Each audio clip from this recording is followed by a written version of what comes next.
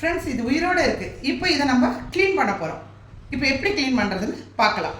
First இந்த பக்கத்தை இப்படி திருப்பி வச்சுக்கணும். ஏன்னா இந்த கொடுக்கில் நம்ம கை பட்டுதுன்னா நம்ம விரலே துண்டு அப்படி கடிச்சு ரத்தமே வந்துடும்.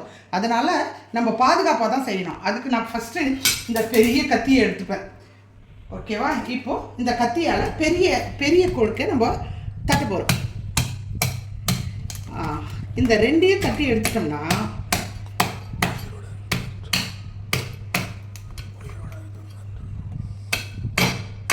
இது ரெண்டையும் தட்டி எடுத்துக்கிட்டோம்னா நம்ம இந்த காலெல்லாம் நம்ம கட் பண்ண போகிறோம்.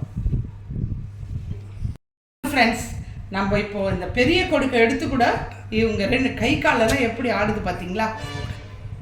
இங்கே பாருங்கள், தெரியுதுங்களா? ஆக இதுக்கு உயிருக்கு. இப்போ இதை நம்ம க்ளீன் பண்ணணும். இப்போது இந்த சைடெல்லாம் கட் பண்ணிடும் சிசரில்.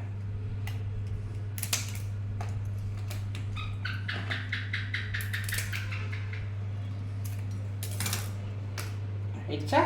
இப்போது இந்த இப்படி உடைச்சி எடுத்துடணும். இப்போ அழகாக க்ளீன் ஆயிடுச்சிங்களா? இதெல்லாம் எடுத்துடுவோம். இப்போது இதெல்லாம் எடுத்துட்டு இப்போ நம்ம இதை தண்ணியில் அலச போகிறோம். நல்லா தண்ணியில் இதை அலசணும். இங்கே பார்த்தீங்களா உயிர் இருக்குது பார்த்தீங்களா? அப்போ கூட கொடுக்க எடுத்து கூட உயிர் இருக்குது இல்லையா? இது நார்மலாக நம்ம ஏரியாவில் கிடைக்கிறது இல்லை. ஒன்று ஈசிஆர் ரோட்டில், இல்லை நம்ம காசிமேடு மார்க்கெட்டில், இல்லை பட்டினப்பாக்கம் மார்க்கெட்டில், அந்த மாதிரி குறிப்பிட்ட இடத்துங்களில் மட்டும்தான் இந்த பழவேற்காடு நண்டு கிடைக்கும்.